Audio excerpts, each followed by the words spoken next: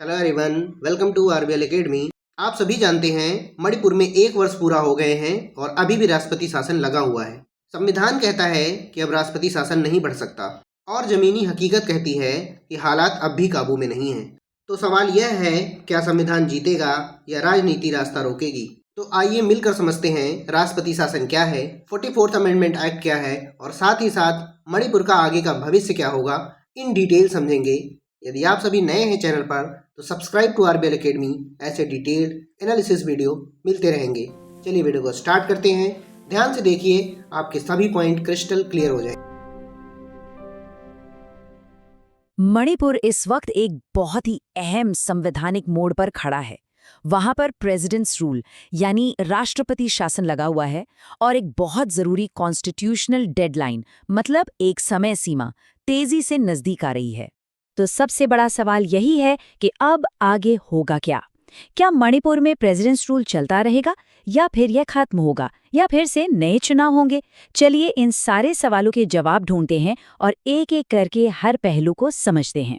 तो देखिए आज हम क्या क्या समझने वाले हैं। सबसे पहले देखेंगे कि मणिपुर की संवैधानिक मजबूरी क्या है, फिर ये प्रेसिडेंट्स रूल आखिर होता क्या है, 44th अमेंडमेंट और उसकी डेडलाइन को समझेंगे। इसके बाद देखेंगे कि सरकार को फिर से बहाल करने में क्या क्या चुनौतियां हैं और जो अलग अलग एथनिक ग्रुप्स हैं उनकी मांगों में क्या टकराव है, और आखिर में हम देखेंगे कि आगे का रास्ता क्या हो सकता है। तो चलिए शुरू करते हैं हमारे पहले सेक्शन से, मणिपुर की संवैधानिक मजबूरी। देखिए ये समझना बहुत जरूरी है कि केंद्र सरकार जो वहां एक चुनी हुई सरकार को वापस लाने की कोशिश कर रही है ना, वो कोई पॉलिटिकल चॉइस नहीं है, बल्कि ये एक संवैधानिक मजबूरी है, एक कंपल्शन है। अब ये सारी बातें अचानक से क्यों हो रही हैं? देखिए अभी हाल ही में दिसंबर में दिल्ली में एक बहुत बड़ी मीटिंग हुई थी।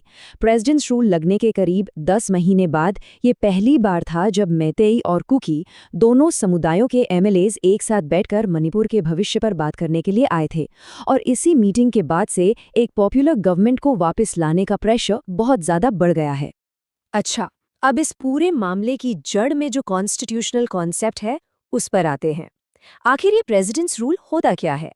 चलिए कॉन्स्टिट्यूशन के आर्टिकल 356 को समझते हैं।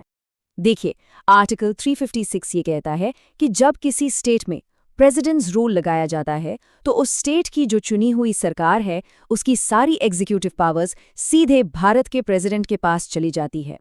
मतलब आसान भाषा में कहें तो स्टेट का पूरा कंट्रोल केंद्र सरकार के हाथ में आ जाता है। अब चीफ मिनिस्टर और उनका मंत्रिमंडल नहीं बल्कि सारे फैसले दिल्ली से लिए जाते हैं। तो जैसे ही ये लागू होता है, होता क्या है? सबसे पहले तो जो चुनी हुई सरकार होती है मतलब काउंसिल ऑफ मिनिस्टर्स, उसे डिसमिस कर दिया जाता है। सारी पावर प्रेसिडेंट के पास चली जाती है और day to day administration governor साहब देखते हैं। और सबसे बड़ी बात, स्टेट के लिए कानून बनाने की जो पावर है वो स्टेट असेंबली से निकलकर पार्लियामेंट के पास चली जाती है। अब जरा पार्लियामेंट के इस लेजिस्लेटिव रोल को थोड़ा और समझते हैं। इस दौरान पार्लियामेंट उस स्टेट के लिए जरूरी बिल्स पास करती है, स्टेट का बजट भी वही अप्रूव करती है। और एक बहुत इंटरेस्टिंग बात यह है कि इस दौरान पार्लियामेंट जो भी कानून बनाती है ना, वो प्रेसिडेंट्स रूल खत्म होने के बाद भी लागू रहते हैं, जब तक कि नई असेंबली आकर उन्हें बदल न दे। लेकिन पार्लियामेंट की ये पावर हमेशा के लिए नहीं होती, और यहीं पर इस पूरी कहानी में आता है सबसे बड़ा ट्विस्ट। और वो ट्विस्ट है 44th अमेंडमेंट। अब हम आते हैं उस कॉन्स्टिट्यूशनल अमेंडमेंट पर जिसने आज की ये अर्जेंसी पैदा की है। ये 1978 का एक कानून है और इसी कानून ने प्रेसिडेंट्स रूल के समय पर एक बहुत सख्त लिमिट लगा दी है। तो मणिपुर की कॉन्स्टिट्यूशनल क्लॉक को समझना बहुत जरूरी है कि घड़ी की सुइयां कहाँ हैं। देखिए फरवरी 2025 में प्रेसिडेंट्स रूल लगाया गया था। इसका मतलब फरवरी 2026 में इसे लगे हुए ठीक 1 साल पूरा हो जाएगा। और जो असेंबली सस्पेंड की गई है उसका टर्म मार्च 2027 में खत्म होना है।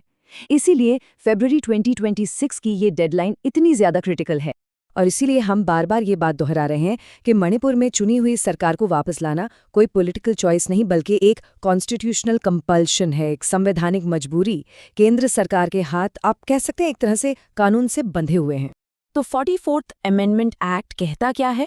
वो ये कहता है कि प्रेसिडेंट्स रूल को 1 साल से ज्यादा बढ़ाने के लिए 2 में से कम एक शर्त पूरी होनी जरूरी है। पहली शर्त, देश में नेशनल इमरजेंसी लगी हो, या दूसरी शर्त, इलेक्शन कमीशन ये सर्टिफाई कर दे कि उस स्टेट में चुनाव कराना मुमकिन नहीं है। और मणिपुर के केस में फिलहाल इन दोनों में से कोई भी कंडीशन पूरी नहीं हो रही है। ठीक है, तो हमने ये तो समझ लिया कि क्या हो रहा है और क्यों हो रहा है। अब सवाल आता है कैसे का। सरकार को फिर से बहाल करने में आखिर चैलेंजेस क्या हैं?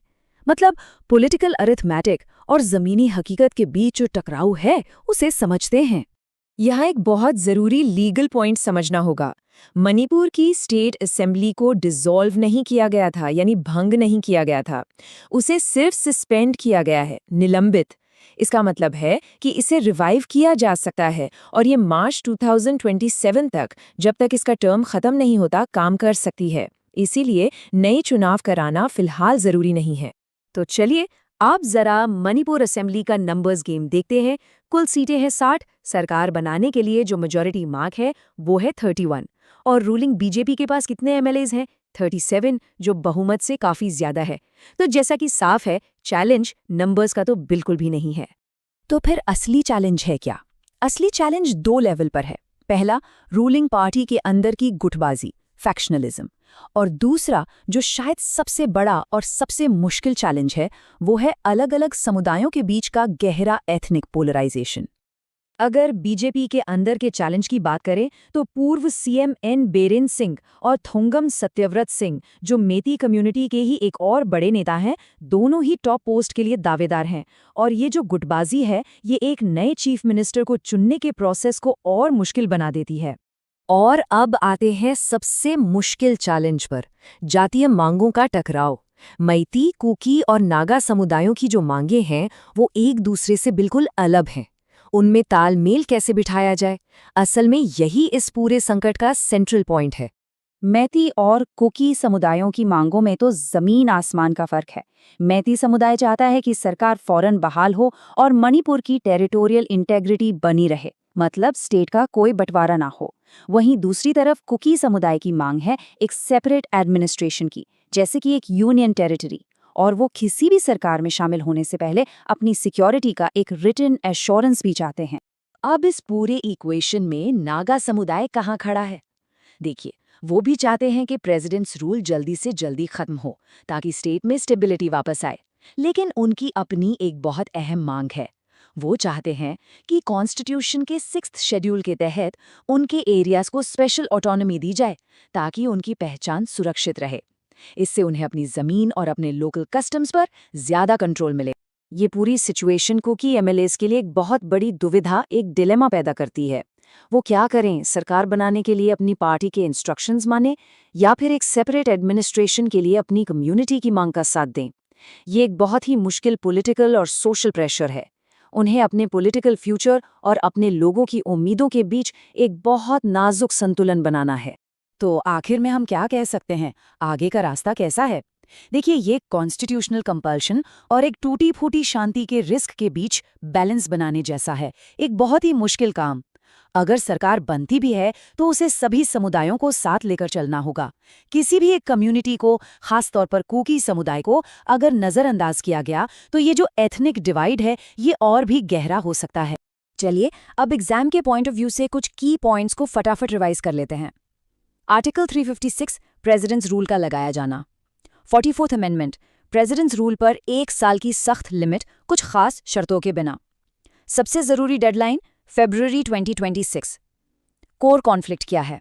मेती कम्युनिटी की टेरिटोरियल इंटेग्रिटी की मांग वर्सेस कुकी कम्युनिटी की सेपरेट एडमिनिस्ट्रेशन की मांग। और नागा डिमांड क्या है? 6th शेड्यूल के तहत प्रोटेक्शन। और आखिर में आप सभी को बताना है कि क्या मणिपुर में स्थायी शांति संभव है। आप सभी के जो भी विचार हैं कमेंट सेक्शन में जरूर लिखिएगा। यदि वीडियो पसंद आई है तो लाइक करिएगा, चैनल को सब्सक्राइब किए बिना मत जाइएगा। आप सभी को ऐसे डिटेल्ड वीडियो आरबीएल एकेडमी पर मिलती रहें।